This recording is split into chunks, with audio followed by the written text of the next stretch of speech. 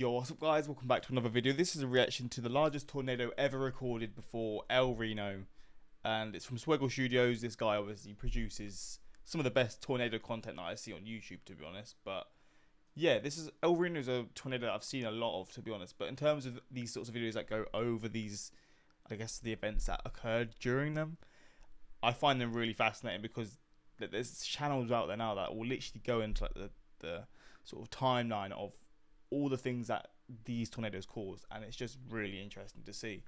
But yeah, El Reno, obviously looking at it, is a massive tornado, but yeah, I assume he's going to go in depth to what this caused and the damage that it did and all this kind of stuff. But yeah, we're going to jump into this. If you're someone who experiences, I guess, let me know your own personal experiences from this tornado or from what you remember of it. And yeah, let's jump into this reaction. What is the secret atmospheric mechanism It behind just the looks like a massive fire. It's huge. largest tornadoes ever recorded? How do these rare super tornadoes Oh, I guess that wasn't El Reno. That was just a tornado in general then. form? The average width of a tornado is about 275 meters or 0.17 miles. That's about 3 city blocks wide. Pretty large, actually. But they can get much, much larger. The 2020 Cookeville, Tennessee EF4, one of the most significant tornadoes in the past 5 years, was double the average tornado size, approaching 500 meters or 0.31 miles wide, about 6 city blocks wide. One of last year's worst tornado events, the Greenfield, Iowa EF4, had a peak width of 1,200 meters or about 0.75 miles wide. But we're just getting started. The 2011 Hackleburg Phil Campbell EF5, one of the strongest tornadoes ever recorded, had a peak width of 2,000 meters or 1.25 miles wide. The Hackleburg Phil Campbell EF5 is literally one of the largest and most destructive tornadoes ever, an incredibly rare, massive tornado event. But what if I told you that there have been a few tornadoes that were double the size of that tornado? What? There is, of course, the 2013 El Reno EF3. That was an insane 4,200 meters wide or 2.6 Do you know how mental that is? Jesus. miles wide. 2.6 miles wide. I'm trying to sort of calculate that in my head in my city. That's like me walking to... That's like me walking to... I mean, it's not going to actually make a difference, but just comprehending that in my head, it's like Sprouston. And then there's the often forgotten about, but just as significant, 2004 Hallam, Nebraska F4, which had a peak width of 4,000 meters or 2.5 miles wide. That is absolutely massive. Can you imagine a tornado of this magnitude and size tearing through downtown Oklahoma City? Insane. Now, the 2013 El Reno, Oklahoma tornado may have been the largest in recorded history, but the 2004 Hallam, Nebraska F4 was essentially the same size, only 200 meters in diameter smaller. Oh, before El Reno. I should have clocked that when I read the title. Okay, so this is the Hallam F4 then. I've never heard of this. But it doesn't get hardly the same amount of attention as its slightly bigger brother, El Reno. And this is a shame because the 2004 Hallam F4 is in many ways actually more interesting than the 2013 El Reno tornado. Don't get me wrong, I think the 2013 El Reno EF3 is very intriguing. It's one of the strangest meteorological events ever recorded. But there is a few interesting aspects about the Hallam F4 that make it unique from El Reno. And that's the topic of today's video. What were the unique meteorological conditions that came together to create this massive monster? How did a town directly in its path, Hallam, Nebraska, fare? And why do some meteorologists claim that the Hallam F4 should actually hold the title of largest of all time instead of El Reno? That is what we'll be discussing in today's video. But before we get to that, we gotta talk about a major problem in the modern world, and that is data breaches. Get that money, baby. Secure the From the bag. southwest, a low-pressure region was gradually getting stronger, has been exposed. Again, that's aura.com/soil to get a free 2-week trial. Thank you so much to Aura for sponsoring the video. During the early morning of May 22nd, 2004, the central U.S. plains, especially Kansas and Nebraska, were incredibly humid. Winds from the southeast were bringing in lots of moisture from the Gulf of Mexico. While there were winds coming in from the southeast, there were also cooler, upper-level winds coming in from the southwest. A low-pressure region was gradually getting stronger in northwest Kansas. Due to its limited eastward movement, southern Nebraska and northern Kansas would remain an ideal area for supercell and tornado development. The people down at the National Weather Service Storm Prediction Center saw the potential for a large tornado outbreak and began issuing warnings several days in advance. On the morning of the tornado itself, the Storm Prediction Center issued an outlook showing eastern Nebraska and western Iowa as a level 3 out of 5 moderate risk for severe weather. The tornado outlook gave a 15% chance of a tornado developing within 25 miles of any point within this shaded area, including both Nebraska and Iowa. So 15% chance. So it was a low chance. I mean, low. I don't know. I saw like 15% still like proportionately. It's still there, right? There's a low chance, but still a chance. But then it leads to this. What sort of percentages though would you get? I guess when it says a 15%, that's spread out around the whole area, so it pretty much confirms that there will be some sort of tornado outbreak. I assume that's sort of what it explains. Forecast given by the Storm Prediction Center stated this: isolated supercell storms will likely develop rapidly over eastern Nebraska and western/central Iowa by late afternoon or early evening. These storms appear to have the greatest risk for tornadoes due to very favorable low-level shear profiles and a moist boundary layer. And of course, as predicted, during the mid-afternoon, several supercells formed over Nebraska and Iowa. Several small tornadoes formed during the late afternoon in various locations. One of the first was an F1 that touched down over Furnace County, Nebraska. Another F1 tornado touched down in the late afternoon in Fremont County. This tornado traveled along the Platte River and ended up hitting a Walmart around 6 p.m. But none of these tornadoes could compare to what was to come. Around 6:45 p.m. in southeast Nebraska, a large cumulonimbus cloud that would eventually create one of the largest tornadoes of all time was rapidly forming. And I mean very rapidly. Southeast Nebraska was primed for supercell development, and a small cumulus rain shower quickly transformed into a large supercell in just 30 minutes. Oklahoma University meteorology students Gabe Garfield, Jeff Snyder, and Brent Shambaugh were heading west near Fairbury, Nebraska, straight towards the supercell, hoping to capture footage of a tornado at its base. Gabe, Jeff, and Brent were some of the few storm chasers who were able to document the entire record-breaking Hallam tornado. Footage on these old school like cameras is crazy, man. It always just feels a bit more eerie just because of like how, I guess, just how it comes out. But man, this is going to be a crazy experience. It is May 22nd, 2004, near the town of, I don't know, I can't remember, Fairfield or Fairview, Nebraska. Heading west on 136, went through Beatrice, got a ticket. Gabe, Brent, and Jeff wouldn't have to wait long. The initial phases of a tornado were beginning to form right as they arrived. It's quite bright still. Oh, there you go. How did that happen? That happened so fast. Holy cow. Look at that rotation too. That got its act together and fast. Get your camera, Brent. It's gonna be a pretty big Get your camera. That's gonna be a big tornado. The first tornado is not the Hallam tornado itself, but a precursor. While it only briefly touched down north of Hebron, receiving an F0 rating, the motion of the mesocyclone is absolutely insane, something that the storm chasers take note of. Look at the motion. I know! This thing is a beast! The supercell continued to the northeast, and the OU meteorology students continued chasing it down. Even at the very beginning of its life cycle, these storm chasers could tell this supercell was unique. And it wouldn't take long for another, more significant tornado to form. Around 7 p.m., just north of Alexandria, Nebraska, an F2 rapidly came together. This F2 traveled 8 miles, causing minor damage to several homes. Now, one common theme with many of the tornadoes from this storm is that they were surrounded by loads and loads of dust. You've heard of rain-wrapped tornadoes? Well, many of these tornadoes were dust-wrapped, making them often hard to make out. For example, the OU storm chasers did see the very end of the Alexandria, Nebraska F2, but they really couldn't tell what was going on because of all the dust. Something on the backside of that. Oh my gosh, it's a huge tornado, man. I can't tell. It's a huge You tornado. cannot see any of it. Finally, around 7:30 Central Time, the initial formation of the record-breaking Hallam tornado began just west of the town of Dakin. The OU storm chasers were actually in Dakin at the time and were able to capture it on film. At first, it would appear as a beautiful white cone tornado descending from within the wall cloud. We're about 36 miles west of Beatrice, moving northeast at 20 miles. Very much on the ground. Locations impacted include Dakin, Tobias. I'll tell you when. This is a dangerous situation. Act quickly. It's gonna get big fast. Look at how low the backside of that meso. Yep. Otherwise, go to a small interior room on the lowest floor of the building. Get out of the road. Watch remains in effect until 11. You idiots. It was at this moment that Gabe captured something remarkable on film. So here's the tornado, right? But what is this? Is this also a part of the tornado? Not exactly. This is a rotating wall cloud, aka a spinning cloud extending from the base of the supercell itself. When the warm air beneath the supercell rises, it begins to cool, eventually reaching its dew point where it turns into condensation, and then you have a wall cloud.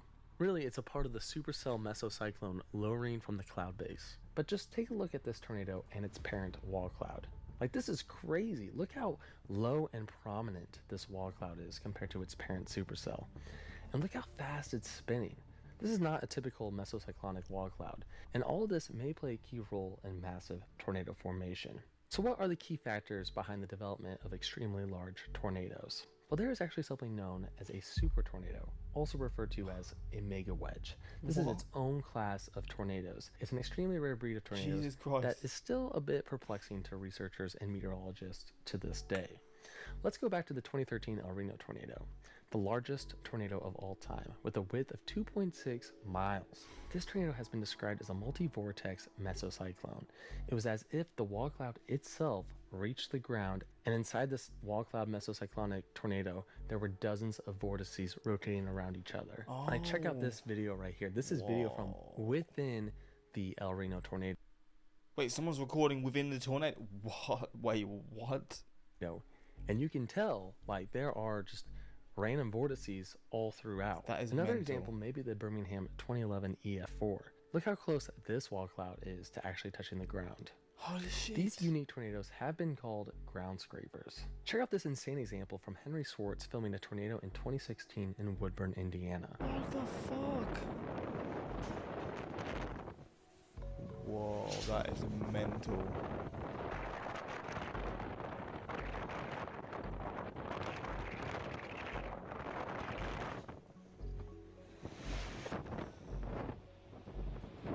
Never seen a tornado before. That is massive. Look at that. Fucking hell.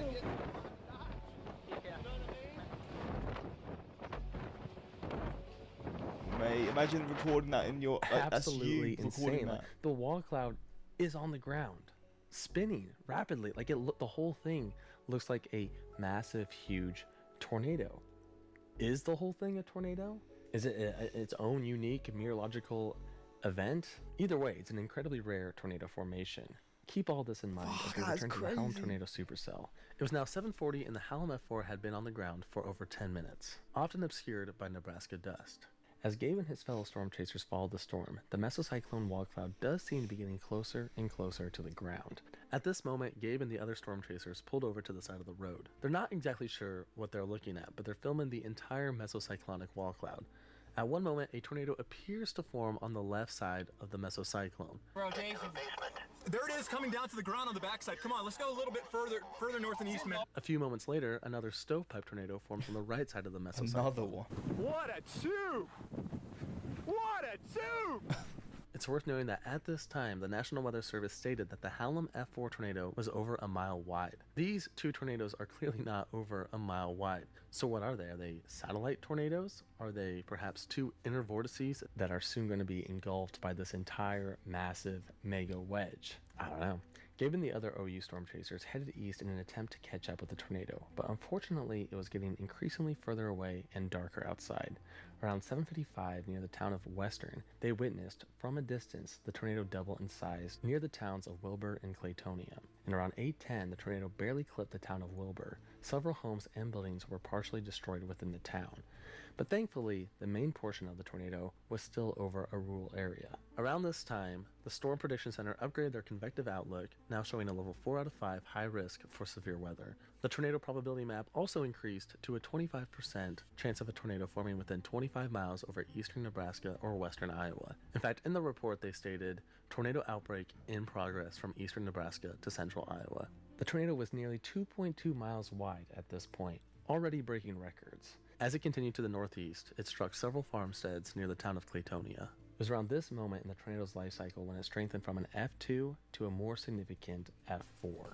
When it moved into northwest Gage County, close to Claytonia, it caused the most intense damage. Numerous farmsteads in the country were devastated by the high-end F4 strength, with the wind speeds exceeding 200 miles per hour.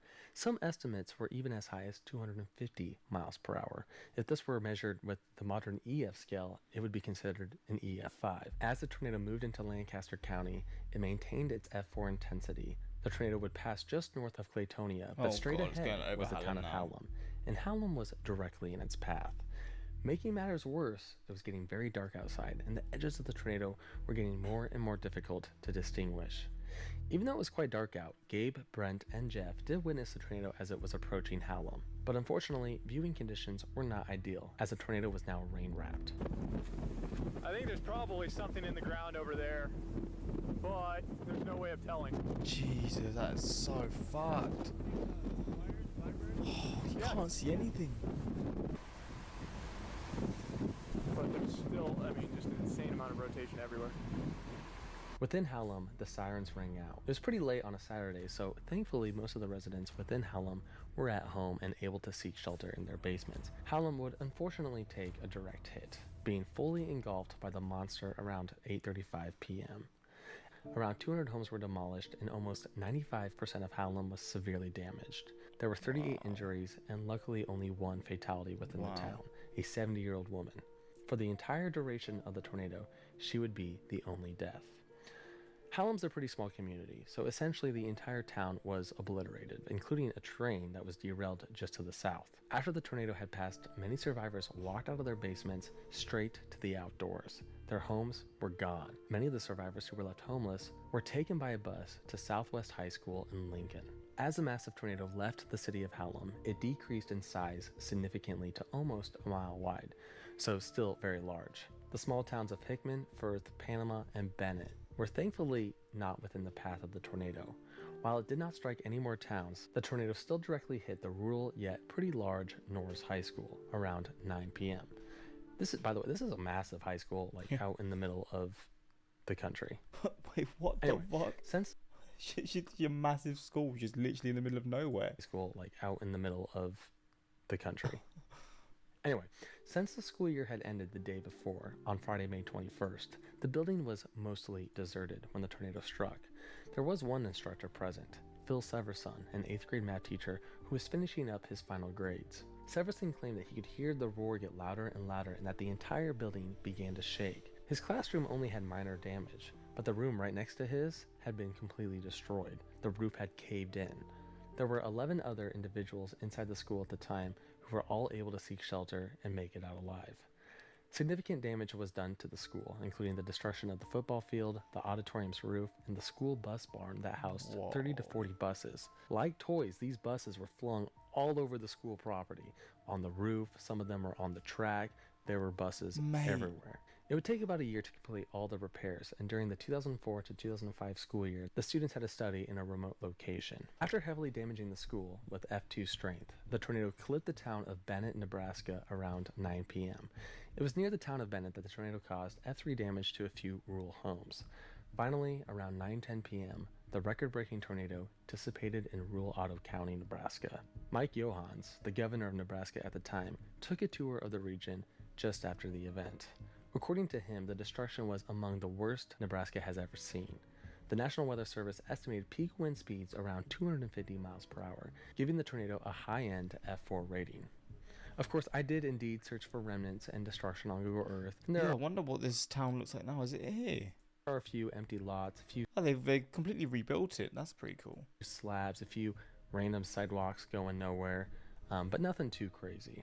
The town actually did a great job of rebuilding in the years after the event, and to this day, you really can't tell that a tornado went through it. Wow. All in all, the tornado lasted 1 hour and 40 minutes, traveling a massive 52 miles.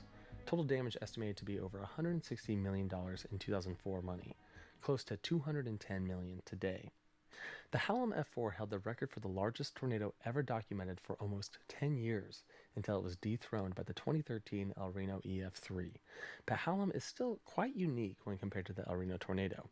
In fact, one could make an argument that technically the Hallam F4 should hold the title of largest tornado ever recorded, as it does hold the record for the largest condensation funnel ever recorded. What does that mean? Well, a condensation funnel is the funnel of the tornado. Tornadoes are full of different, debris, dirt, grass, structures. But when you witness a tornado, you also see its condensation funnel. That's that smooth-looking cloud.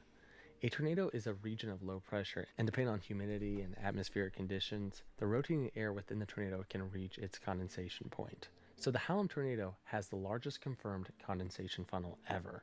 It was difficult to see because it was so dark out and so rain-wrapped, but there are a few photos out there if you look for them. When El Reno was at its peak size, it was really just a massive cluster of inner vortices, all rain-wrapped, so the exact shape was hard to define. That's why when you look at pictures of the El Reno tornado, it kind of just looks like a chaotic mess. And that's because it was a chaotic mess. Going back to that video from inside the El Reno tornado, you can just see the inner vortices all over the place. But El Reno was never fully organized as a full-on condensation funnel like the 2004 Hallam F4.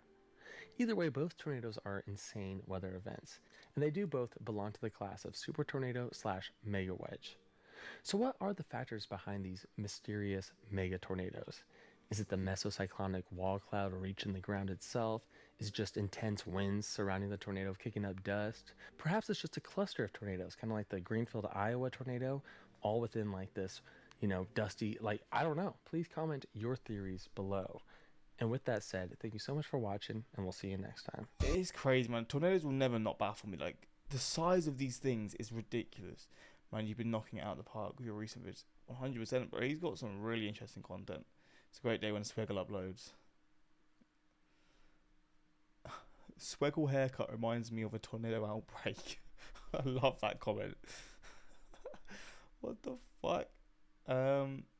But yeah, this is a really interesting one because I guess it maybe didn't hit like massive towns and stuff. So that's partly the reason why it didn't cause maybe as much damage as El Reno, and also EF4 compared to EF5 is different. But this is mad. How you can have a tornado literally from I don't know, when I comprehend it in my head that amount of distance here to the other side of my city, that is mental. Absolutely mental. But that's the stuff that they could do, right? And what I always find so baffling is this is just what we've seen.